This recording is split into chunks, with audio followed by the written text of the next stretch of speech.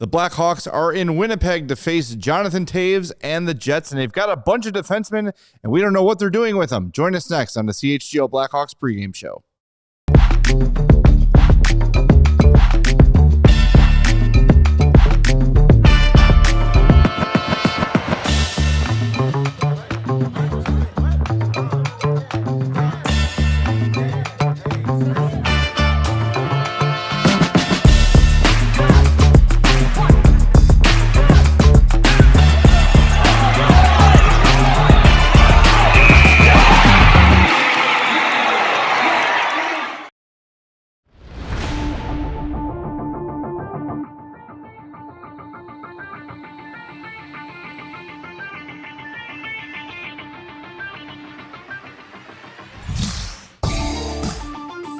Welcome into the CHGO Blackhawks pregame podcast. I'm Jay Zawaski with Mario Tirabassi. Chloe Thiel is here running the show. As always, we're glad you're with us. Do us a favor, hit the like button. Be sure to subscribe to our YouTube page as well. And remember, when the game's over tonight, join us for the postgame show. We've got a lot to get to on this one. We're going to hear from Jeff Blashill in a little bit. But right off the hop, on the heels of yesterday's Connor Murphy trade, and if you joined us on our mini pod, thank you very much. Our emergency pod, rather, presented by Xfinity. Thank you for doing that. Ethan Del Mastro has been recalled. Yes. And a little spoiler, Jeff Blashill said he's available for tonight. So are we talking 11-7? Are we talking a Kevin Korchinsky scratch? Is Ethan Del Mastro the seventh defenseman? We don't know. We will find out shortly. Who's the masked man? Yeah, really. Yeah. There's a lot. I mean, 11-7 isn't the weirdest idea, but you've also got a lot of forwards that need to play too. So I don't know. I mean, if you go 11-7, you have Doc Lafferty and likely Slaggert sitting. If that's to get Ethan Del Mastro and Kevin Korchinsky in, I'm not going to lose my mind over it. I think I can live with that. Yeah, I can live with that. Is that what you're going to do long term? I don't know. It's going to be interesting to see in the next couple of minutes when we get the information for warmups, who's actually out there, what it's going to look like. So I will reserve any initial reaction until we realize who is playing tonight. But it is interesting that they make the Murphy trade. Korchinsky's already here. And they bring up another defenseman. Maybe Sam Renzel is still a game time decision, even though he was in at morning skate. I don't know. We'll find out. A little bit of news, though, here from Ben Pope. Connor Bedard is wearing the A, vacated by Connor Murphy. So that was part of our discussion yesterday. There's your answer. Connor Bedard with the A on his sweater, and you would assume permanently until it's a C. Yeah, I would imagine. Yeah. Until it's a C. Yeah, that's not surprising, but good to see. Yeah, no, that's cool. It's exciting news. We were kind of wondering if with Murphy gone, would Jason Dickinson take over would Alex Vlasic take over the A? Which he could. Yeah, there's going to be one available here in a couple days, probably. Probably, yeah. I think Jason Dickinson is probably the next guy to trade, maybe the last guy to trade. Who knows? But no, it's good to see Bedard get put in that role.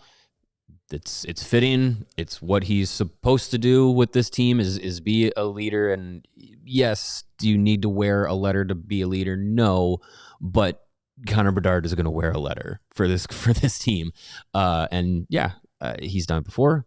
He'll do it again, and that letter will probably change. Maybe next year. Yeah, perhaps. Maybe even sooner. You never know. I saw Aaron Portzline once again predicting that Nick Foligno will be a Blue Jacket. I saw that too. One bold prediction from each team. He's been on that all year, man. Yeah. I mean, look, I think the Blue Jackets have to, if I'm not mistaken, get into a playoff spot. Let's see. Yes, 3 points back currently of Boston for the second wild card. So I don't know. Maybe you let it play out over the next few days and see, because like, if you make a Nick Foligno trade, is that really what pushes you into the playoffs? Oh, I think probably not. I think so. But I think if you're Adam Fantilli, if you're looking to like have that run, I don't know how much one game might make a difference, because you might win the game and be closer, but you're not in the playoffs and it doesn't lock up on Friday. Like, I don't know. No, We'll that would shock me. A little bit of other NHL news too. Does kind of have Hawks peripheral. Michael McCarron of the Nashville Predators has been acquired by the Minnesota Wild for a second-round pick. He's a big 6'6" center, and that's about it. He is big. And he got a 2028 second-round pick. So, same as Connor Murphy for Michael McCarron, you got to wonder what Jason Dickinson's value is now looking at that, because he is a better player than Michael McCarron, however you want to measure it. I mean, by that logic, yeah, you'd think that Jason Dickinson's price would have gone up, but knowing the market, knowing what it's kind of looking like right now, where there's more sellers than buyers, and Jason Dickinson is not the top centerman on the free agent market or trade market. I don't know. That's a very interesting return for a guy that is Michael McCarron. But I'm also kind of factoring in this is a Minnesota Wild team run by Bill Guerin, who will make big, giant, physical men who are rough and tumble hot commodities in his eyes. So, I mean, maybe he really just absolutely wanted Michael McCarron and overpaid for it. That's what it looks like to me. I don't think this should be viewed as a market setter of, well, if Michael McCarron's a second round pick, I don't get that sense. I think this might look like a Bill Guerin really wanted a certain guy and was going to do anything to get it. All right, we have the update on the Blackhawks lineup. Ethan Del Mastro is in. Kevin Korchinsky is out. I don't know, man. I don't think Jeff Blashill likes Kevin Korchinsky. I think he looks at the total package of what Kevin Korchinsky brings, and I don't think he's impressed. And we talked about this when Kevin Korchinsky got called up, that this would be an opportunity for him to really make an impression on this coaching staff. And from day one, Jeff Blashill said, just because you're here doesn't mean you're playing. You've got to earn it. And apparently Kevin Korchinsky has not done enough to earn the trust of Jeff Blashill or to impress him. I don't know. It's very weird. Then why is he here? I know you need 7 defensemen. If you're not going to, so fine. If you're not going to play him, why is he here? But when Wyatt Kaiser's back, he's got to go to Rockford. I don't know. It's very strange. I don't know what the I don't know what it is that prevents him from at least getting a look here. This is a really important piece to this rebuild. At least answering the question is a really important question to answer. And if he's not playing, you can't answer it. You can watch all the practices in the world you want, and a guy can look like crap or he can look like a world beater in practice. It does not mean anything once they're on the ice. At this point, if your head coach that you just hired is no-go on Kevin Korchinsky, you might have to trade him. I don't know. Maybe that's what they're doing. Maybe they want to get him a few minutes up here and say, "Oh yeah, he's up at the big club. Yeah, look at this. He earned his way back. He's an AHL All-Star. He's on our team." I don't know. It's very strange. It's you fly a guy in today to join you in Winnipeg and he plays, as opposed to the kid that's already sitting here. Over the guy that's been here for 2 weeks, is on the trip. Yeah, I think this is a clear. And look, at the beginning of the season, Ethan Del Mastro started the season with the Hawks, played, I think it was 1 game, and Jeff Blashill was asked about him, and he raved over Ethan Del Mastro, like immediately. Yeah. Right after training camp, right after the preseason, immediately. Yep. So it's very clear he likes him right away. He likes him. And that's fine. Look, this is not to say Ethan Del Mastro is a bum and doesn't deserve to be playing. He's a good player. He's a guy that has an NHL future. No, nothing against him at all. Absolutely. But what we're talking about is a defenseman in Kevin Korchinsky that you have to figure out what his value is at the NHL level. And he played all of his rookie season here in the NHL, and there were flashes of like, hey, like that looks like a rookie who's kind of figuring it out.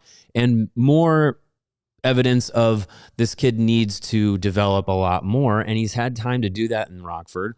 And now it's like more evident than ever that there's an opportunity for him to get playing time now in the NHL, and you're going with young defensemen. And as you said, the head coach you just hired, who's an upgrade from the last coach you hired, and who's a guy that's not necessarily like a bridge to another coach, at least for right now, doesn't feel that way. It feels like Jeff Blashill is the guy that they kind of want to guide for the next couple of years. If he's not going to play that player, then what is that player doing here? Right. Because if you're not going to give him the minutes, if you can't trust him to play in the NHL, and he's not at the level that you need him to be at, and you don't think he's going to get to that level, because if I would think, if I'm trying to get into Jeff Blashill's mind, I would think if we're trying to figure out what this kid can do, if we're trying to figure out where he can go up from where he's at right now in the NHL, you give him NHL minutes. And he gave him 8 and 10? Yeah.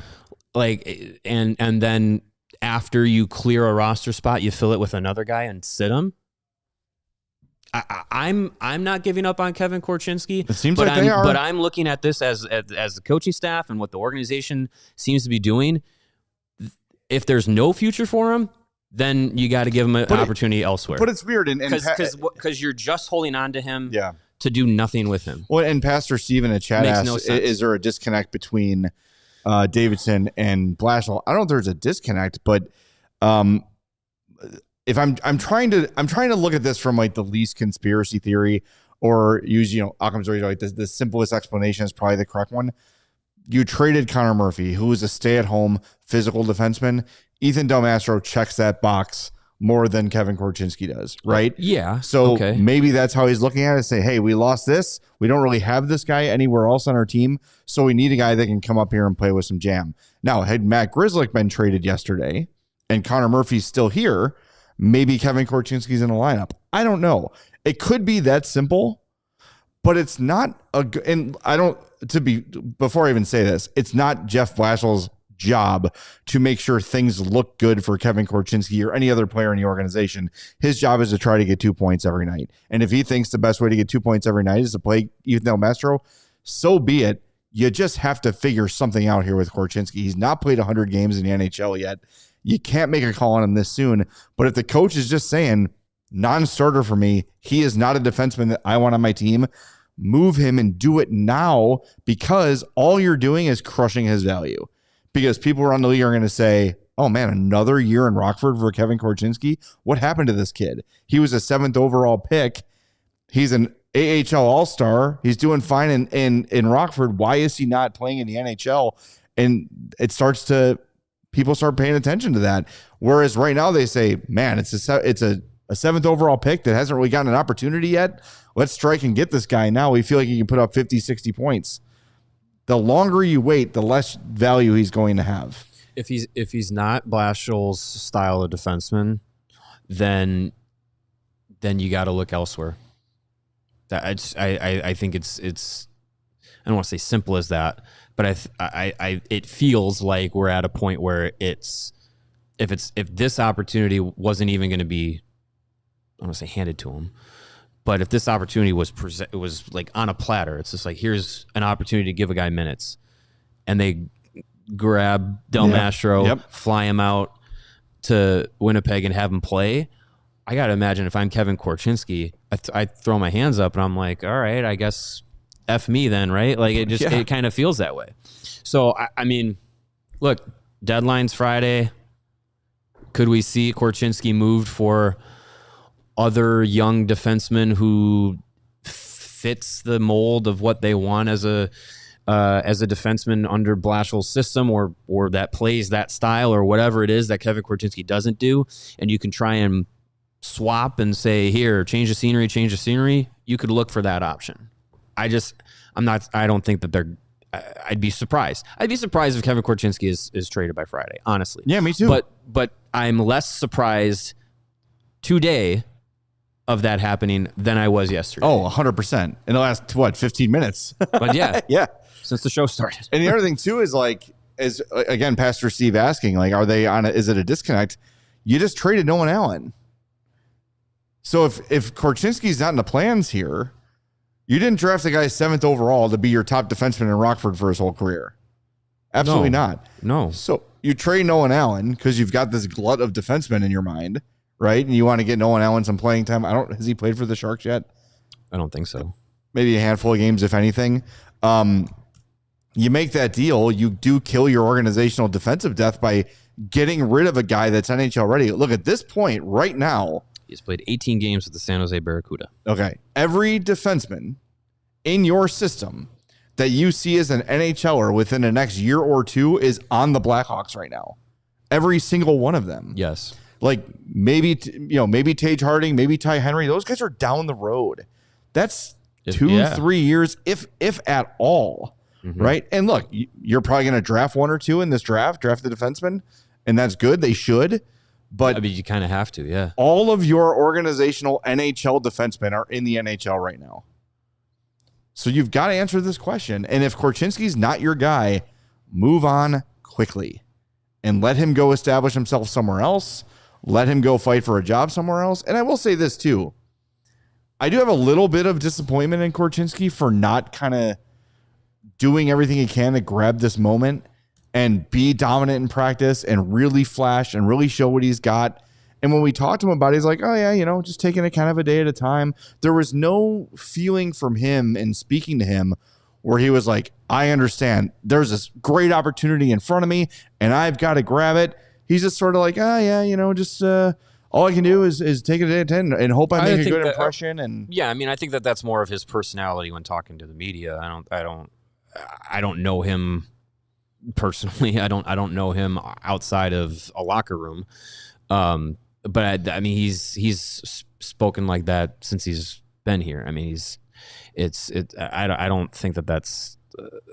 I'm not sure it's realistic to think like he's gonna talk to us and be like pounding tables and sure. Be like all that. I care less about what he says though and what he shows, and we've seen every practice he's had since he came to Chicago shortly after the AHL All-Star game, and he does not look like a guy who is trying to grab and win this job. He looks like another guy on the ice. And maybe that's what the Hawks think he is too. Maybe they've seen enough and they're ready to move on. I don't like that. I wanted him in the lineup tonight. I want him in the lineup for the rest of I published it this morning. Here's an opportunity at allchgo.com for Kevin Korchinsky to impress over the last 20-some games here. And apparently he's not going to play. Yeah, I don't think it's the right. I don't think it's the right move. If they're convinced that he's not a guy that's going to get to where they want him to be, I don't think that's the right move for a guy less than 100 games, NHL games into his career. I'm confused. I'm confused. But I mean, look, if we get through Friday and he's not moved, which I think is still very much the case, and he's still here, but he's he has to get in the lineup. If he's here, he should be playing, right? And I don't. I think you can rotate him through if you want to have extra defensemen. That's fine. I just don't think these final 20 or so games and not giving him an ample opportunity to play is smart. And yes, he's got to earn it. Absolutely. But also I think you still have to see what you have in this player. He's up for a new deal. There's a lot to still kind of figure out. And these 20 games towards the end of the end of this season, it just feels like that is the kind of audition for what you have in him moving forward. And if you don't give him that, I just don't understand that thinking. It makes it really tough to trade Grizzly too now, because if you don't trust Korchinsky, is he going to be your seventh when Kaiser comes back and just sit and sit and sit and sit? I don't know. Maybe we're making too much of this. Maybe Friday night Kevin Korchinsky's in the lineup and he's on a power play unit and he looks great and it was all just matchup based, which could be the case. But it just hearing the way Jeff Blashill talks about him and seeing the roster decision here of, hey, let's get a guy up today and let's play him today over this kid that's been here for 2 weeks, like you said, that raises my eyebrows significantly. Speaking of Jeff Blashill, he spoke a few hours ago before the game. Let's hear what he had to say. By the way, he does mention Del Mastro in here if you're joining us late. Del Mastro's in, Korchinsky's out. That's what the first 20 minutes of this show has been about. Here's Jeff Blashill, courtesy of the Hawks. Well, it seemed like Connor Murphy probably knew the trade was coming, but what was your reaction to seeing it happen yesterday? I got a chance to sit with Murph last night and chat with him a little bit. Murph's a great person. Been really, I've known him for a little bit. Coached my World Championship team a long time ago. But obviously this year really got to know him as a person, just a great person, great leader. Been a really good player for us. If you look over the course of the last 2 months, he's played a lot of important minutes. He's certainly in a lot of defensive situations. So I'm happy for him that he's getting a chance to go to a team that obviously has been, the back-to-back finals, has the chance to go on to make the playoffs and go on a run. I think he feels a need there, just watching from afar and listening to what they've said. So I think that's what you can ask as a player, is that you end up going to a situation that's a good fit. We'll certainly miss him here. There's a lot of voids that I talked about that need to be filled, but I'm also super confident that we have guys in the room that can fill those voids, and it won't be one guy, or it'll be just collectively as a group. And so I'm looking forward to those guys taking on that new challenge. Vlasic, I assume, being one of those guys. I mean, he's at 24, the longest tenured defenseman left. Well, Vlas certainly, I think has played an important role in our team, both, on the ice and off the ice already. And so does that get increased a little bit? Probably. But I just think it's incrementally increased throughout the lineup. And I don't think it's certainly one guy I'd single out. It's just the whole group. Obviously, the guys on the right side, with Louis and Artie and Rins, what it certainly will do is be more penalty kill time for one of those guys, probably multiple guys. So that'll be a good challenge for those guys just from an on-ice thing. Hopefully they can get the reps, and still do a good job while they're learning on the fly. Is Del Mastro flying in today? Del Mastro's flying in today. He should be available for tonight's game. Jeff, from October, November of this year to now, what area, if you could put a finger on, has your team grown the most? It's a good question. I'd like to say, I think we've over the course of the season, we have established a number of the winning type habits that we've wanted to establish in the beginning of the year, and that was what was most important for us. Is all those things like stopping on pucks, learning how to check for your offense, not cheat for your offense. I think we've improved in those areas.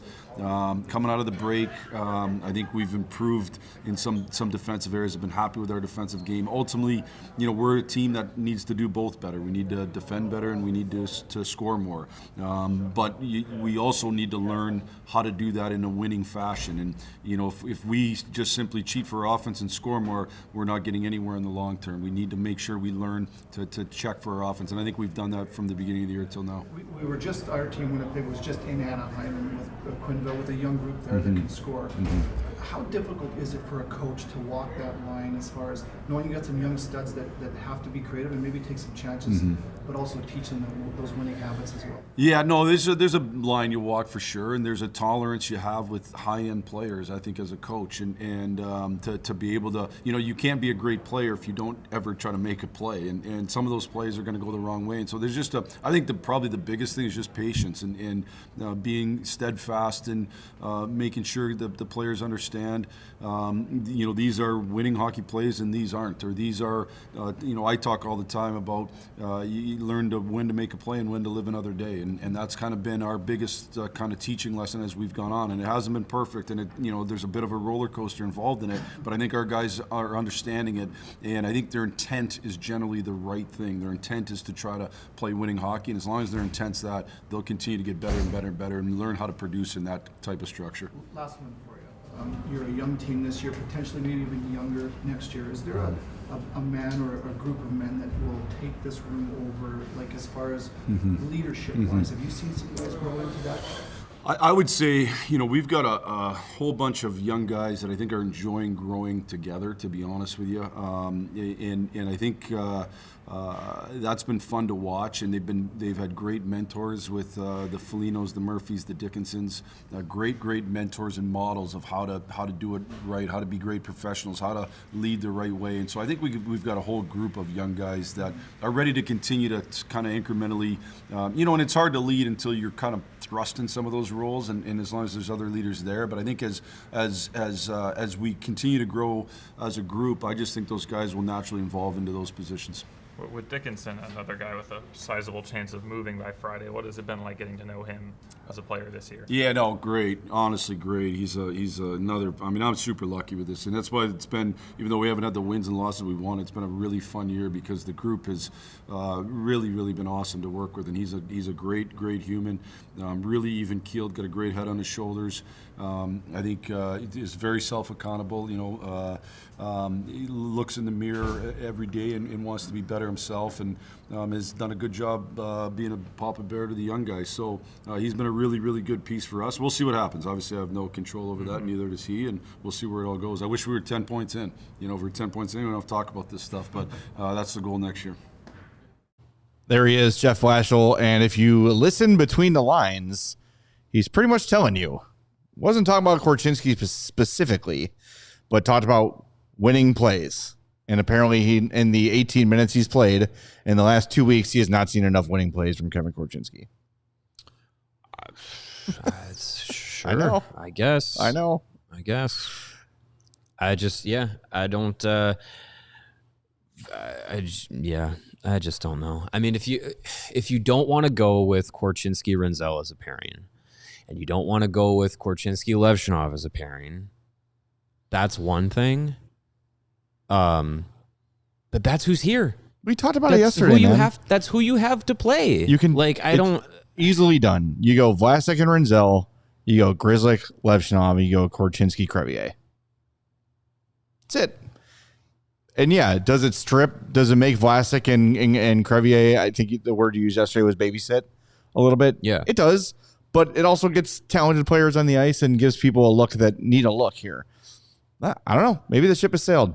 I don't know. A comment I want to get to in the chat here from Brad says, I will give Kyle Davidson credit. Kevin is his first pick as a GM. A lot of GMs would pressure the coach to give him minutes. Obviously, he gives Blashill the freedom to do what he thinks is best.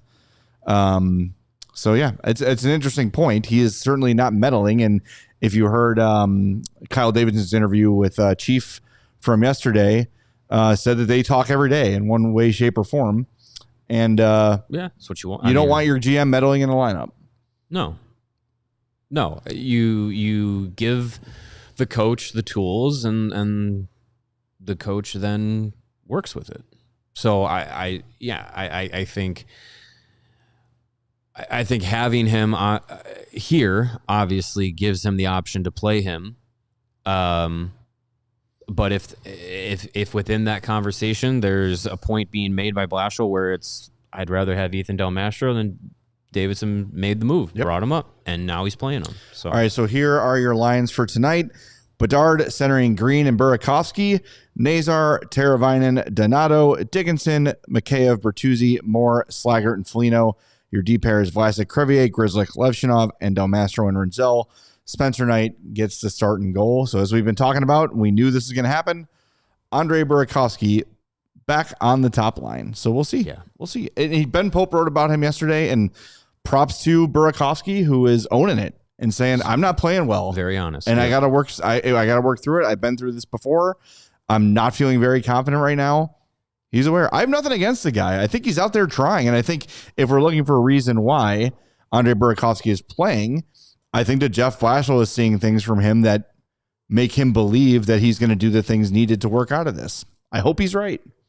I hope he's right. Because I'm getting to this team is better when Burakovsky's playing well. I'm getting to the point where for the first time, good. We should clip that.